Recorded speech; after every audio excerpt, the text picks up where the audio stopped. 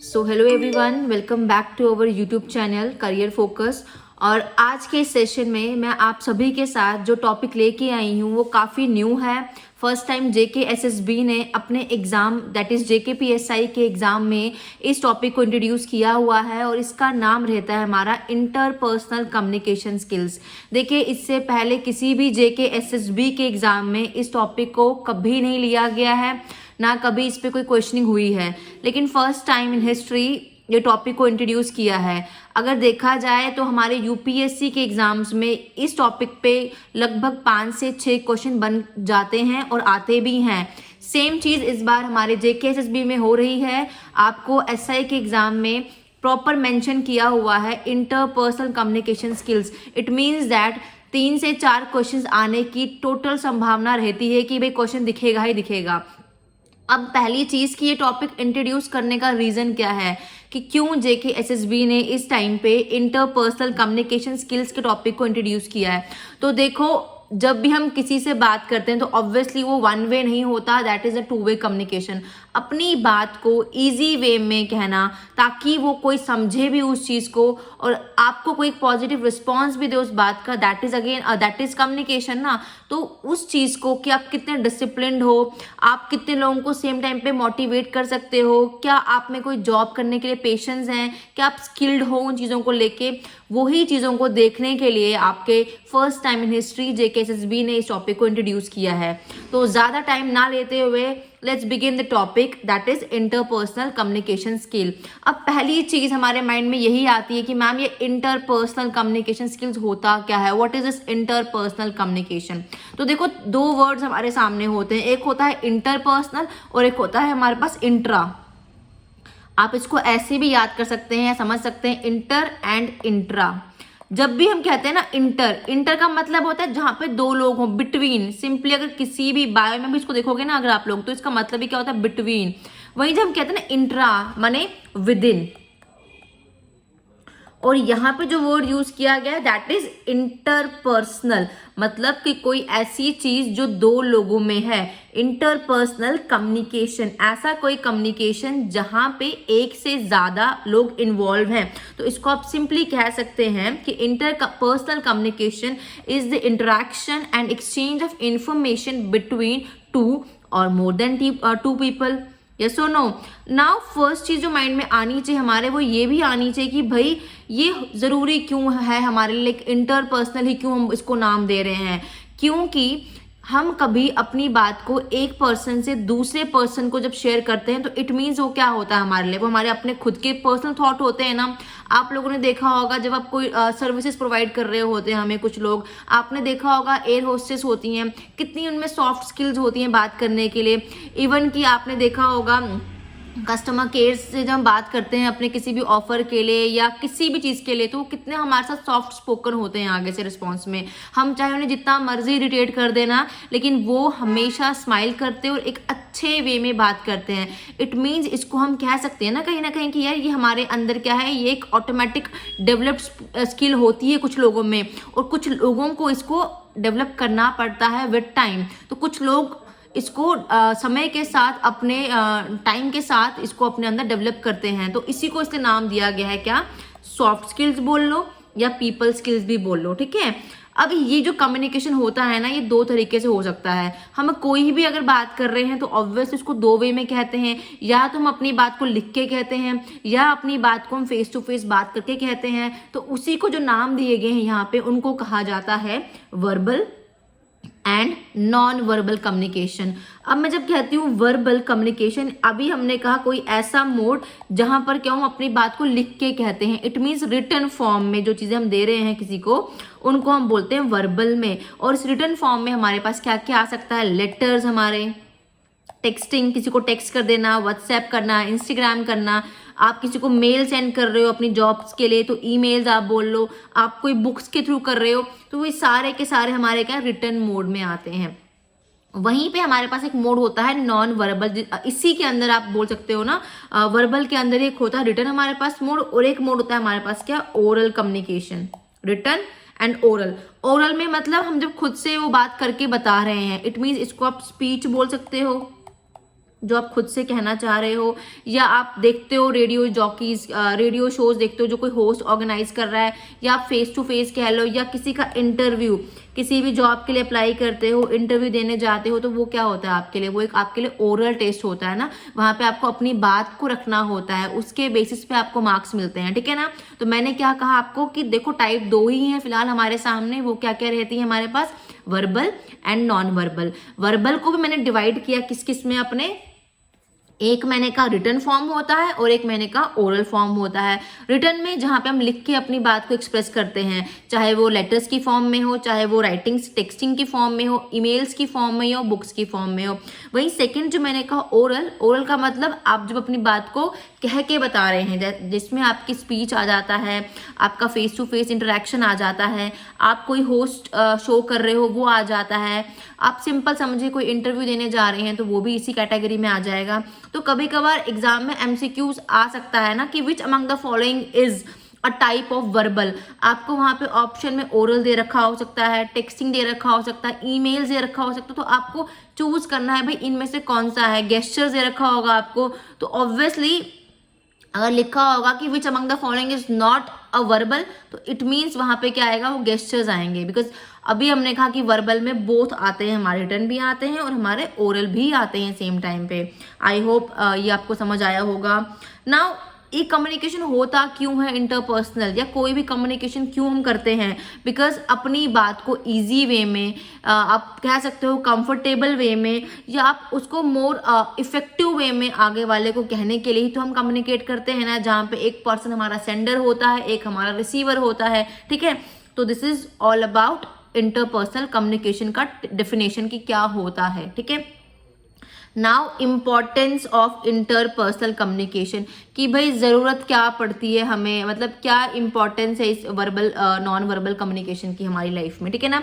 अब देखो कोई भी कम्युनिकेशन होगा वो तभी इफेक्टिव होगा, उसको तभी हम इफेक्टिव बोलेंगे जब क्या होगा, वो हमें हेल्प करेगा कोई भी काम में, किसी से इंटरेक्ट करने में, चाहे वो हम अपने वर्क प्लेस जहाँ पे आप जॉब कर रहे हो, काम कर रहे हो, चाहे आप अपने घर वालों से ही बात करो, दैट इज़ योर होम, चाहे आप अपने फ्रेंड से ही बात कर रहे हो, उसको इंटरेक्टिव बनाने के लिए आप क्या करते हो, कम्युनिकेट करते हो, ठीक है ना। तो इसीलिए कम्युनिकेशन क्या होना चाहिए हमारा, असरदार होना चाहिए, इफेक्टिव होना चाहिए, क्योंकि हम डेली बेस पे अलग अलग तरह के लोगों से मिलते हैं, अलग अलग तरह की बातें करते हैं और अलग अलग तरह के डिस्कशंस का पार्ट बनते हैं, ठीक है। नेक्स्ट चीज, नॉट ओनली दिस, कोई भी कम्युनिकेशन होता है अगर वो अच्छा रहे आपके लिए, इट मीन्स वो आपका किसी अगले इंसान के साथ क्या कर रहा है, एक अच्छा रिश्ता बना रहा है, that is maintaining good relationship, चाहे वो अगेन आपकी वर्क प्लेस हो, आपकी फैमिली हो, आपके फ्रेंड्स हो। Then the third thing is कि इंटरपर्सनल कम्युनिकेशन स्किल्स को ही क्या कहा जाता है, लाइफ स्किल्स कहा जाता है। अब इनको लाइफ स्किल्स क्यों कहा जाता है, बिकॉज जब आप एक अच्छे कम्युनिकेटर होंगे, अगर आप एक अच्छे कम्युनिकेटर होंगे तो ऑब्वियसली क्या होगा, आपको सेम टाइम पे एक अच्छा लिसनर भी तो बनना पड़ेगा ना। आप तभी एक अच्छे कम्युनिकेटर होंगे जब आप किसी को सुनना भी पसंद करोगे सेम टाइम पे। ऐसा नहीं है ना कि एक इंसान बोलता ही जा रहा है, आगे वाले को सुनना ही नहीं चाहता है, तो वो अपने थॉट कैसे बताएगा उसको, मने कि आपको सुनना भी उतना ही इम्पोर्टेंट रहता है, ठीक है ना। जिससे क्या होगा, कोई भी काम इफेक्टिव होगा, कोई भी अगर आप टीम में काम कर रहे हो तो वो भी एनहेंस होगा, जिससे क्या होगा, प्रोडक्टिविटी उस काम की बढ़ेगी। इट मीन्स कहीं ना कहीं वो आपकी लाइफ स्किल्स को इम्प्रूव करने के लिए भी तो इम्पोर्टेंट है ना। तो ये सारी चीजें जो मैंने बताई आपको, ये क्या थी, इंपॉर्टेंस थी इस कम्युनिकेशन की, ठीक है ना। Now moving to our next slide, that is of interpersonal communication skills, की इसमें हमें क्या क्या आती हैं इंटरपर्सनल कम्युनिकेशन स्किल्स में, ठीक है ना। तो यहाँ पे मैंने नाम लिखे हुए हैं, one is listening skill, then communication skill, third one is verbal communication, then assertiveness and non verbal communication. ये सारे के सारे इसकी टाइप्स बोल लो या इसमें जो मोड्स हमें पढ़ने हैं वो सारे आते हैं, ठीक है ना। तो हम वन बाय वन सबको देखेंगे। पहला नाम जो लिखा है मैंने, listening skill, it means to listen, word से ही ध्यान रखेंगे हम लोग। लिसन, देखो यहाँ दो टर्म्स आती है, एक होता है लिसनिंग और एक होता है हियरिंग। क्या ये दोनों सेम है? आप में से जो बच्चे वीडियोस देख रहे हैं प्लीज़ कमेंट कीजिएगा कि क्या लिसनिंग और हियरिंग सेम है, अगर सेम है तो क्यों है, और अगर सेम नहीं है तो भी क्यों है। तो टिल देन मैं आपको बता देती हूँ कि देखो दोनों ही अलग होते हैं। हियरिंग का मतलब क्या होता है, जहाँ पे हमारे ईयर्स का काम है, जहां से हम अपनी साउंड को सुन रहे हैं, मतलब कोई भी साउंड वेव को रिसीव करना, that is through ear, that is called as hearing. तो मैं लिख रही हूँ यहाँ पे साथ ही में, रिसीविंग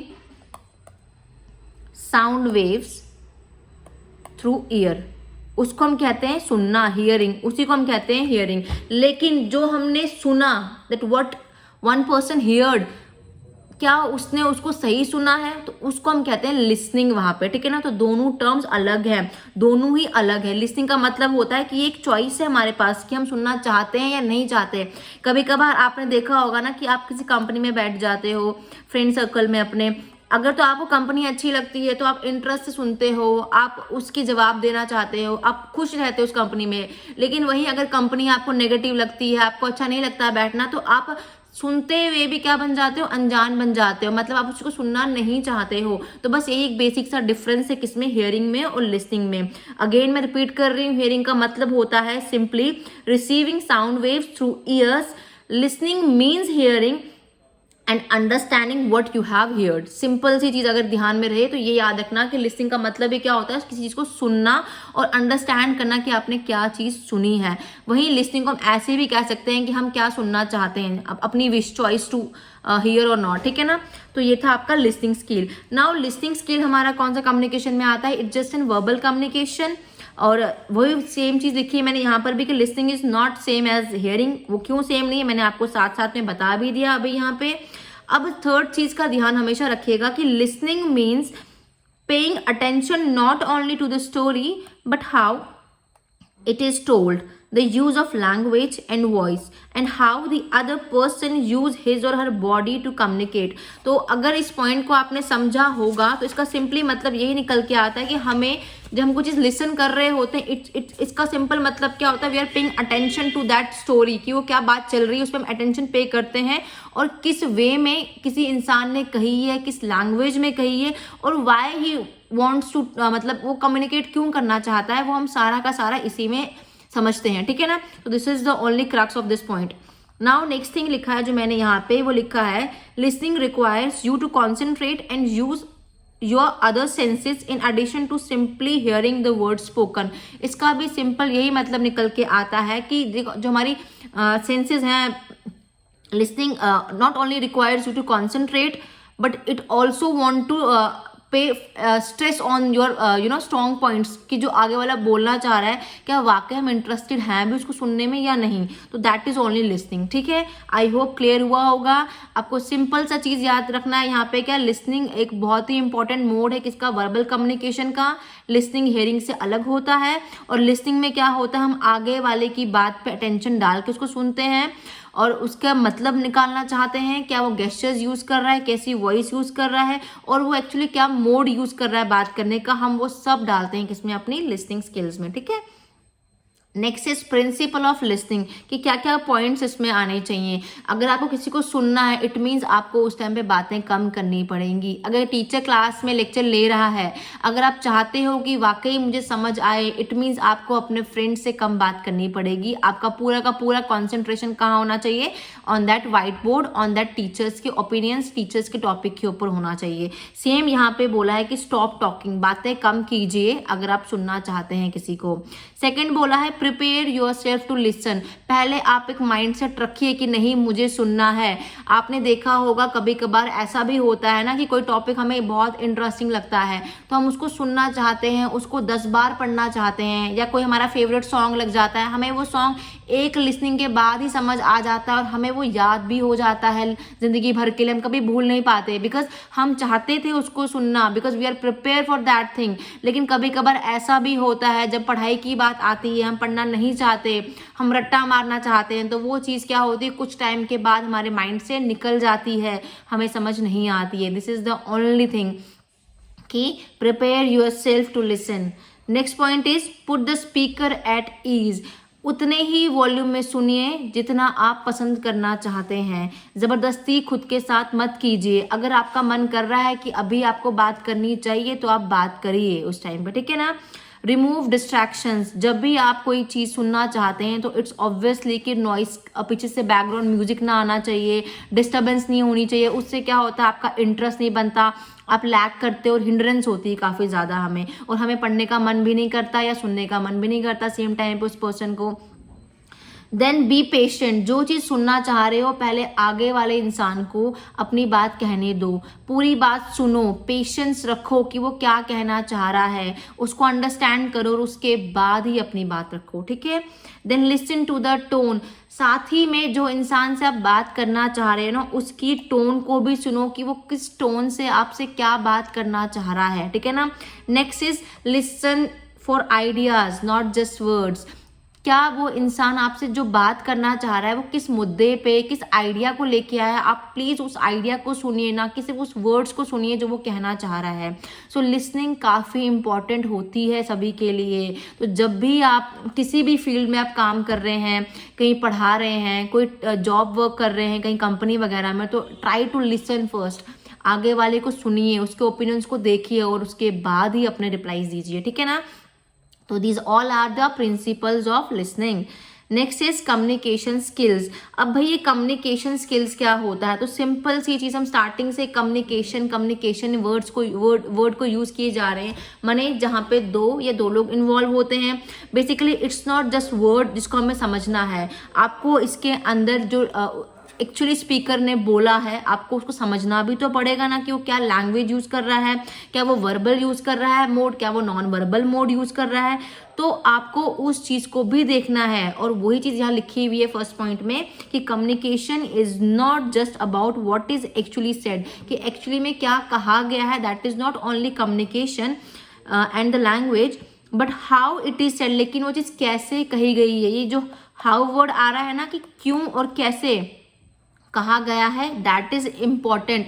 और साथ ही में जो ये नॉन वर्बल मैसेजेस हम यूज़ करते हैं, नॉन वर्बल का मतलब ही क्या होता है कि आप लोगों ने देखा होगा जब कभी क्लास में आप बोर हो रहे होते हो तो कुछ बच्चे यार्निंग कर रहे होते हैं, है ना, कुछ बच्चे फेशियल एक्सप्रेशन बना रहे होते हैं कि हमें समझ नहीं आ रहा है, चलो स्किप कर दें क्लास, है ना। कुछ बच्चे बोर हो रहे होते हैं, यस यस और नो। और जो काफ़ी सिंसियर बच्चे होते हैं वो हमेशा नॉड कर रहे होते हैं, यस मैम, यस सर। तो this is non verbal communication, जो हम फेस यूज़ करते हैं, खुद से इंटेंशनली यूज़ करते हैं चीज़ों को, चाहे उसमें आपकी टोन ऑफ वॉइस आ जाए, आपके फेशियल एक्सप्रेशंस आ जाए, आप जो गेस्चर्स बनाते हैं और आपकी बॉडी लैंग्वेजेस, ये सारे के सारे आपके नॉन वर्बल कम्युनिकेशन के पार्ट हैं। तो कभी कभार डायरेक्ट क्वेश्चन बन जाता है एग्जाम में, भाई which among the following is a part of non verbal communication. वहीं आपको दे रखा होगा स्टोरी, ईमेल्स, टेक्स्ट और फेशियल एक्सप्रेशन, तो इट्स ऑब्वियसली फेशियल एक्सप्रेशन जो रहेगा वो आपका राइट आंसर रहेगा वहाँ पे, ठीक है ना।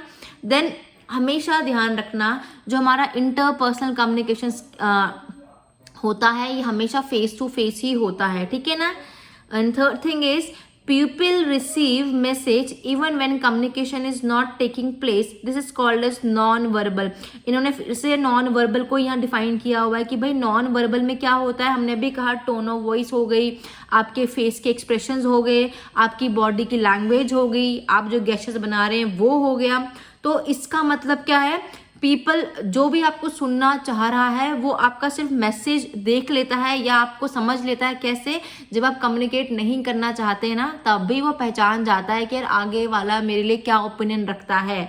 अगेन एग्जांपल लूँ, ऐसी कोई कंपनी जहां आप 4 फ्रेंड्स बैठे हो, कोई 5वां फ्रेंड आ जाए, आपको उसका आना पसंद नहीं हो, तो ये आपके फेस पे दिख जाता है, आपके फेशियल एक्सप्रेशन से, या आप जो गेस्चर्स दे रहे हैं, या आपकी बॉडी लैंग्वेज से। तो वो सब जो होता है वो हमारा किस में आ जाता है, हमारे नॉन वर्बल कम्युनिकेशन में आ जाता है। आई होप आपको कम्युनिकेशन स्किल्स का आइडिया लग गया होगा। Next is verbal communication. देखो वर्ड से ही पकड़ना है, वर्बल, जहाँ पे अभी मैंने स्टार्टिंग में बताया कि कोई भी चीज़ में क्या कम्युनिकेशन का ओपनिंग बहुत इंपॉर्टेंट होता है, इसको आप ऐसे याद कर लो, ठीक है ना। कोई भी चीज़ हम बोल रहे हैं तो ऑब्वियसली पहला वर्ड निकलेगा मुंह से, तो उसको हम बोलते हैं ओपनिंग ऑफ कम्युनिकेशन, ठीक है ना। और जो पहले कुछ मिनट्स होते हैं ना वो काफ़ी इंपॉर्टेंट होते हैं। अगर आपने ध्यान दिया हो, इंटरव्यू के लिए जाते हो तो वहाँ पे फर्स्ट क्वेश्चन पूछा जाता है, okay tell me about yourself. तो वो स्टार्टिंग का जो एक होता है ना 1 मिनट आपके लिए, वो काफ़ी इंपॉर्टेंट होता है। 80% राय आगे वाला आपके लिए वहीं से बना लेता है कि क्या ये इस जॉब के लिए सूट करता भी है या नहीं करता है, ठीक है ना। तो वही चीज़ मैं कह रही हूँ कि जो फर्स्ट फ्यू मिनट्स होते हैं they are extremely important, because हम बोलते भी है ना कि first expression is the last expression, और वो क्या बोलते हैं हम लोग, first impression is the last impression. वो यही मतलब होता है उसका कि जो पहले कुछ मिनट्स होते हैं वो काफ़ी इंपॉर्टेंट होते हैं और वही एक सिग्निफिकेंट इम्पैक्ट डालते हैं किसी भी कम्युनिकेशन की फर्दर प्रोसेसिंग में, ठीक है ना। क्योंकि हर एक इंसान को आपसे कुछ और एक्सपेक्टेशन हो सकती है और क्या आप उसकी एक्सपेक्टेशन को पूरा कर पा रहे हो, वही आपको बताता है आपका वर्बल कम्युनिकेशन। मान लो अगर आप किसी की एक्सपेक्टेशन को पूरा नहीं कर पाए, वो चीज़ मिसमैच हो गई, हम लोग नॉर्मली कहते हैं ना कि मेरी वाइब्स नहीं मिलती वहाँ पे, मेरे को पसंद नहीं है कंपनी, इट मीन्स वो क्या होता है वहाँ पे कम्युनिकेशन मिसमैच हो जाता है। तो वहाँ पर क्या होगा, ऑब्वियसली कम्युनिकेशन कभी भी स्मूथ नहीं होगा, ना चाहते हुए भी आपको वो इंसान अच्छा नहीं लगेगा, चाहे उसमें कितनी ही अच्छी क्वालिटीज़ क्यों ना हो। Because of this lack of communication, lack of expectations, आप आगे वाले को जज करना स्टार्ट कर देते हो ना। तो वही चीज़ यहाँ पे कही हुई है, ठीक है।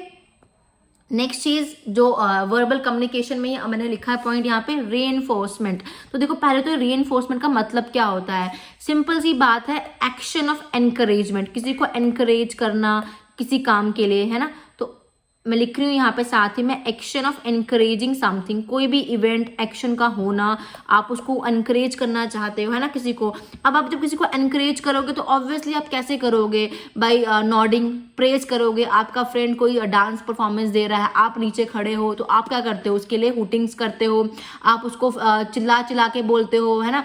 तो आप उसको कहीं ना कहीं मोटिवेट करते हो। तो ये सब चीज़ें जो होती है ना कहीं रेनफोर्स करती हैं अगले पर्सन को अपने काम में और अच्छा करने के लिए, ठीक है ना।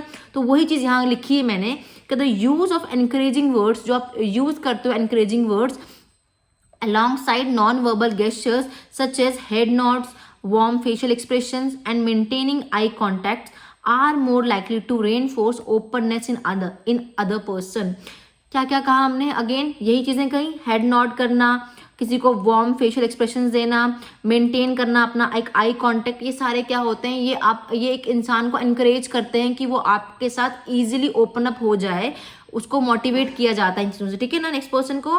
And the use of encouragement and positive reinforcement can, अगर तो आप किसी को एनकरेज कर रहे हो तो उसको हम क्या बोलेंगे, आप उसको पॉजिटिवली रीइंफोर्स कर रहे हो कुछ काम करने के लिए, तो उससे क्या होगा, वो क्या चीज़ करेगा, आपको एनकरेज करेगा others to participate in discussion, है ना।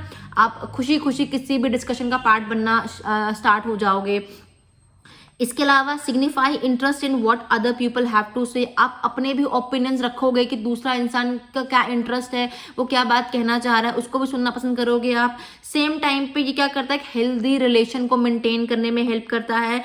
एंड नॉट लीस्ट क्या करता है, last not least, it shows warmth and openness, किसी के लिए आपको पॉजिटिविटी देता है, किसी के लिए आपको ओपननेस देता है, ठीक है ना। तो ये सारी चीज़ें आपको एनकरेज करने के लिए ही लिखे गए पॉइंट्स हैं यहाँ पे, ठीक है ना। सिर्फ टॉपिक को पढ़ना नहीं है, इसको अपनी लाइफ में भी अप्लाई करना है। बिकॉज नाउ मोस्टली जब आप कोई नोबल जॉब कर रहे हो तो ऑब्वियसली आपका एक जॉब बनता है खुद से भी कि आप अगले इंसान के साथ अच्छे से एक हेल्दी वे में कम्युनिकेट कर सकें, ठीक है ना। Next point is assertiveness. Assertiveness का मतलब ही क्या होता है, अपना एक पॉइंट ऑफ व्यू रखना किसी अगले इंसान के सामने वेरी क्लियर वे में, डायरेक्टली रखना बिना उसको हार्म पहुंचाए, ठीक है ना। मतलब कि क्या है इसका सिंपल अगर कहा जाए ना, किसी दूसरे के थॉट को भी ना डिसरिस्पेक्ट किया जाए और अपनी बात भी कह दी जाए उसको हार्म किए बिना, उसको हम बोलते हैं असर्टिवनेस। अब ये क्यों होनी चाहिए, because it helps to minimize conflict. अगर आप ऐसा करोगे तो अगले इंसान के साथ आपके कॉन्फ्लिक्ट होने के चांसेस क्या रहते हैं, कम होते हैं। सेकेंड चीज, आपके गुस्से पे कंट्रोल करने के लिए भी आपका असर्टिवनेस आप में होना चाहिए, बहुत ज़रूरी है। एंड थर्ड थिंग कि ये एक पॉजिटिव रिलेशन रखता है किसके बीच में, अगेन जहाँ पे भी आप काम कर रहे हो, ठीक है ना, या आपके फ्रेंड्स लोग हो गए, आप बोल लो टीम हो गई आपकी फैमिली हो गई एंड अदर्स के साथ, ठीक है ना। तो अब इन पॉइंट्स को एक बार देख लेते हैं क्या क्या लिखा है यहाँ पे हमने। Assertiveness means standing up for your personal rights in expressing thoughts, feelings and belief in direct, honest and appropriate way. वही चीज़ जो मैंने कहा कि अपना पॉइंट ऑफ व्यू रखना बिना किसी दूसरे के पॉइंट ऑफ व्यू को हार्म किए, उसको हम बोलते हैं असर्टिवनेस, ठीक है ना। वही सेम टाइम पे लिखा है मैंने, assertiveness is misunderstood as aggressiveness. Aggressive का मतलब क्या होता है, गुस्सा हो जाना एक ही झटके में, है ना। और एग्रेसिवनेस और असर्टिवनेस दोनों टर्म अलग अलग हैं, तो ये चीज ध्यान रखना।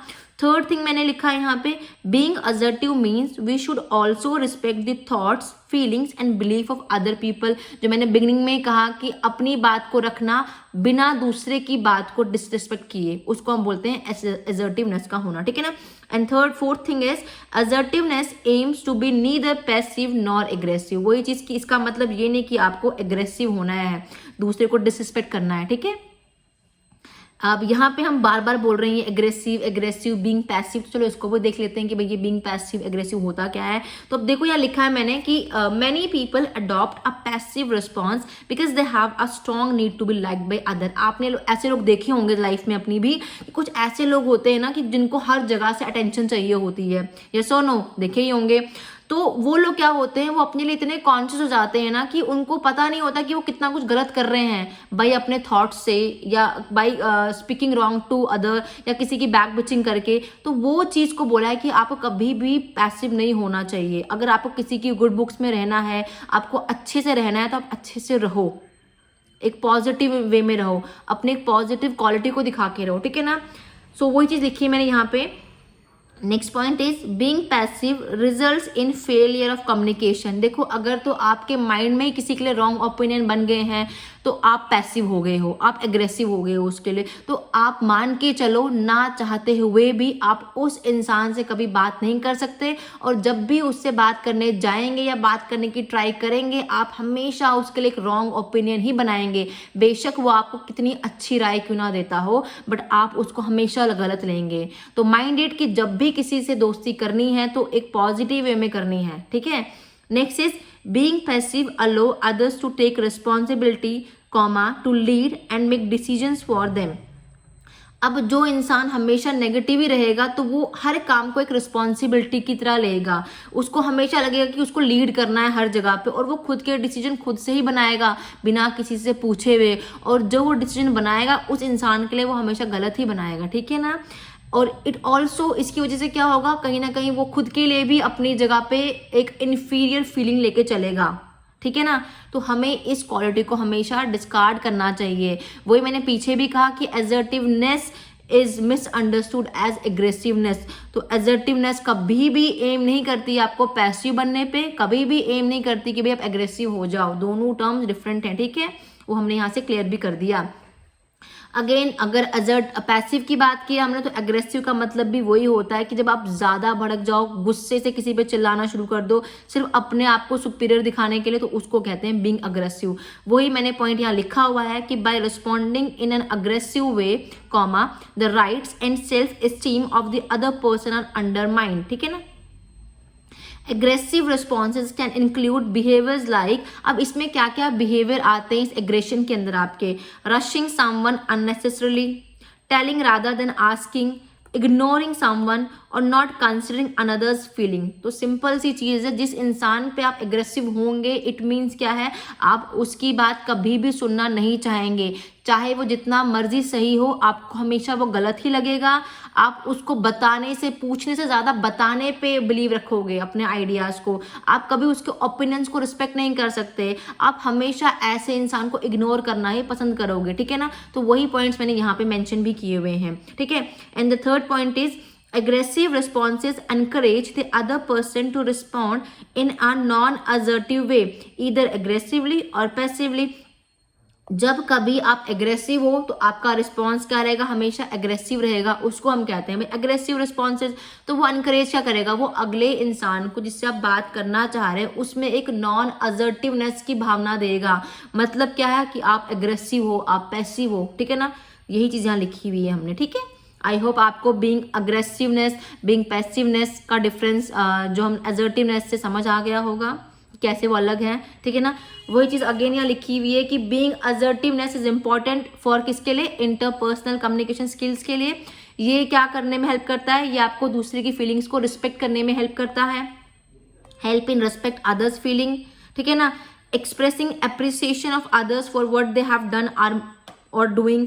इससे क्या होता है, आप अप्रिशिएट करना शुरू हो जाते हो अगले इंसान को कि वो क्यों कर रहा है, क्या कर रहा है, और हमेशा उसको नेगेटिव नहीं देखते हो, ठीक है ना। And behaving as an equal to other, और उसको आप अपने इक्वल मान के चलते हो कि उसका बिहेवियर भी क्या है, इक्वली इंपॉर्टेंट जैसे मेरा इंपॉर्टेंट है, ठीक है ना। तो ये सारी क्वालिटीज किसमें होती हैं, ये बीइंग असर्टिव सी क्वालिटीज हैं आपकी, ठीक है। आई होप ये भी क्लियर हो गया होगा यहीं से। नेक्स्ट टाइप जो लिखी है मैंने यहाँ पे लिखी है नॉन वर्बल कम्युनिकेशन। तो अब नॉन वर्बल हमने पहले ही बोल दिया कि भाई ऐसा कोई प्रोसेस जहाँ पे क्या होगा, सेंडिंग एंड रिसीविंग मैसेज होगा विदाउट यूजिंग वर्ड्स। हम अगेन कर क्या रहे हैं, हम किसी को मैसेज सेंड कर रहे हैं और उसी को रिसीव भी कर रहे हैं, लेकिन यहाँ पर क्या हमने बोला एक वर्ड कि विदाउट यूजिंग वर्ड्स, जो हमने स्टार्टिंग में कहा। अब जब वर्ड्स नहीं होंगे तो क्या होगा, हमें वो देखना है ना। तो आइए पहला पॉइंट देखते हैं। फर्स्ट पॉइंट इज कि interpersonal communication not only involves the explicit meaning of words but also refers to the implicit messages which may be express through non verbal behaviour. और साथ ही में लिखा है हमने कि non verbal communication include facial expressions, tone, pitch of the voice, gestures displayed through body language, physical distance between communicators. तो again वही चीज़ है जिसको बार बार खींचने की जरूरत नहीं है कि भाई नॉन वर्बल कम्युनिकेशन में हम क्या क्या यूज़ करते हैं, फेशियल एक्सप्रेशंस को यूज़ करते हैं, टोन को, पिच को, कि किस वॉइस में किस टोन से वो बात कही गई है, क्या गेस्चर्स यूज़ किए गए हैं, कैसी बॉडी लैंग्वेज यूज़ की गई है, कितनी दूरी से वो बात हो रही है सेंडर और रिसीवर के बीच में, ठीक है ना। तो ये सारा का सारा क्या था आपका नॉन वर्बल कम्युनिकेशन में आता है, ठीक है। नेक्स्ट है non verbal message allow individual to, क्या इंडिविजुअल में चीज करता है, it modify what is said in words. ये हमें हेल्प करता है, रेनफोर्स करता है कि बताओ भाई, एनकरेज करता है एक हिसाब से कि क्या बोला गया है वर्ड्स में। Second, it convey information about their emotional state. जब हम किससे बात करते हैं ना, अगर हम उसको अंडरस्टैंड करते हैं तो ऑब्वियसली उसके हम इमोशनल स्टेट को भी अंडरस्टैंड करते हैं कि ये किस मूड से हमसे बात कर रहा है इस टाइम पे या कर रही है इस टाइम पे, ठीक है ना। थर्ड चीज, डिफाइन और reinforce the relationship between people. Healthy relationship उन्हीं लोगों में होगा जिनका कम्युनिकेशन स्ट्रांग होगा, और वही चीज यहाँ पे लिखी हुई है, ठीक है। Fourth point is it provide feedback to the other person. अगर हम किसी के साथ एक अच्छे में बात करते हैं तो ऑब्वियसली वो हमें एक पॉजिटिव फीडबैक ही देगा। किसी सैलून में जा रहे हो, कहीं पे भी जा रहे हो, शॉप पे कुछ खरीदने जा रहे हो, तो उसके बाद आपको एक रिव्यू का वो ऑप्शन दे देते हैं, ठीक है ना, कि भाई रिव्यूज दो हमारे लिए। तो आप तभी रिव्यू देना पसंद करोगे जब आपको उनका बात करना, उनका काम करना पसंद आता होगा, है ना। हम फेक रिव्यूज कभी नहीं देते हैं, mind it. Fifth thing is regulate the flow of communication. अगर तो आपको लग रहा है कि यार आप अच्छे से बात कर रहे हो आगे वाले इंसान से, रिसीवर के साथ जिसको आप कोई चीज़ बता रहे हो अपनी, तो ऑब्वियसली वो भी आपके साथ लॉन्ग टर्म रिश्ते बनाने की ट्राई करता है, यस और नो। तो वही चीज़ें लिखी हुई है कि regulate the flow of communication, कि वो कैसा रहे कम्युनिकेशन फ्यूचर में भी, ठीक है। Now the very important elements of interpersonal communication, की क्या क्या चीज़ें हम तब से पढ़ रहे हैं कम्युनिकेशन। भाई ये सेंडर रिसीवर है क्या, हमें बस इसको देखना है किसमें, अपने एलिमेंट्स में। तो पहला पॉइंट मैंने लिखा है दी सेंडर। अब इसको आप ऐसे समझेगा, सेंडर माने जो सोर्स होता है, सोर्स को बोल लो आप पर्सन, भाई जिसने कम्युनिकेशन को बिगिन करना है। और मैंने पहले कहा कि फर्स्ट फ्यू मिनट्स है वेरी क्रूशियल, वेरी इंपॉर्टेंट। तो जो पर्सन है, जो कम्युनिकेटर है, वो क्या होगा हमारे लिए, ओरिजिनेटर होगा उस मैसेज का या उस आइडिया का या उस इंफॉर्मेशन का, है ना। तो उसी को कहा गया है हमारा क्या, सेंडर। और यहाँ पे वही लिखा हुआ है क्या, कि communication begins with a source. किसी एक सोर्स से क्या होता है, कम्युनिकेशन स्टार्ट होता है। अब वो सोर्स हमारे लिए एक पर्सन भी हो सकता है, कोई ग्रुप भी हो सकता है, कोई ऑर्गेनाइजेशन भी हो सकती है, जहां पे हम अपने थॉट्स को शेयर करना चाह रहे हैं, यस और no. Full stop, then comma, encoding occurs on the sender side. It is an invincible process during which a message transition from thought to language take place. बोला गया है कि एक ऐसा invincible process होता है जहां पर क्या होता है कि मैसेज का ट्रांजिशन हो जाता है, किससे, सेंडर से। देखो ये मैं यहाँ लिख रही हूँ, सेंडर है हमारे पास, एक रिसीवर है, और ये हम बीच में एक पॉइंट बना रहे हैं भाई मैसेज का, है ना। तो बस यही चीज बोली गई है कि सेंडर क्या कर रहा है, अपनी बात को कह रहा है। ये कोई भी हो सकता है, कोई सोर्स, कोई इन्फॉर्मेशन, कोई आइडिया जो एक पर्सन, ग्रुप, कोई ऑर्गेनाइजेशन हमें दे रही है, हमें उसको शेयर करना होता है। किसके साथ? रिसीवर के साथ उसको शेयर करना होता है। और रिसीवर को उसको एनकोड करना, ये एनकोडिंग हो रही है, उसको डिकोड करना भी आना चाहिए ना उस चीज को। इसीलिए कहते हैं कम्युनिकेशन हमेशा हेल्दी और स्ट्रांग होना चाहिए, है ना। नेक्स्ट लिखा मैंने पॉइंट यहाँ पे, द रिसीवर। अब receiver is, we all are the part of this. कोई मुझसे बात करने आ रहा है तो वो उस टाइम पे मेरे सेंडर बन जाएगा, मैं रिसीवर बन जाऊंगी। कहीं पे जाके मुझे पहले बात करनी पड़े तो मैं सेंडर बन जाऊंगी, और जो सुन रहा होगा मुझे वो मेरा रिसीवर बन जाएगा। जैसे कि अभी हम लेक्चर दे रहे हैं, मैं आपके लिए सेंडर हूँ, मैं आपको चीज़ एनकोड करके देना चाह रही हूँ मैसेज की फॉर्म में। वहीं आप क्या हो मेरे लिए? आप मेरे रिसीवर हो, आप उसको सुनना चाह रहे हो मेरी बात को कि मैं क्या कह रही हूँ, तो आप मेरे रिसीवर बन गए, ठीक है ना। वही चीज़ यहाँ मैंने लिखी हुई है कि we all play this communication role. हम सभी कहीं ना कहीं इसका पार्ट है कम्युनिकेशन का। कुछ हमसे बेटर है, कुछ हमसे कम होंगे। अगर तो हम इसको अच्छे से करें, if we do it well, हम मतलब क्या हो गए खुद में, वी आर स्किल पर्सन।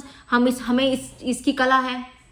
बोलते हैं ना कुछ लोग कि यार वो कितनी सॉफ्टली बोलती है, मतलब कितने प्यार से बोलती है, मन करता है सुनने का, है ना। तो वो लोग क्या होते हैं, दे आर स्किल्ड पर्सन।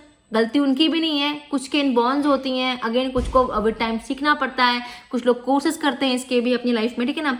अब इस चीज को अच्छे से होने के लिए, to make that happen, there are an invincible processes going on known as decoding, the conversion of language into thought and meaning। तो सिंपल लैंग्वेज में अगर मैं कहूँ आपसे, सेंडर को हम बोलते थे क्या, अपना एनकोडिंग, एनकोड करना। वही रिसीवर जो सुन रहा है हमें, वो क्या करेगा, हमारी बात को डिकोड करेगा, है ना, कि इसने जो चीज़ कही है क्या मुझे समझ आई है। आप ही लोग लेक्चर देख रहे हो, क्या आपको मेरा लेक्चर समझ आया होगा, तो आपने उसको डिकोड किया होगा। अगर आपको लगा होगा कि ना नहीं यार she is not a good communicator, आपको समझ नहीं आया होगा, तो आपके लिए वो चीज़ क्या होगी, वो बात मेरी अधूरी रह जाएगी, ठीक है ना। तो समझ आया। तो रिसीवर कौन होता है?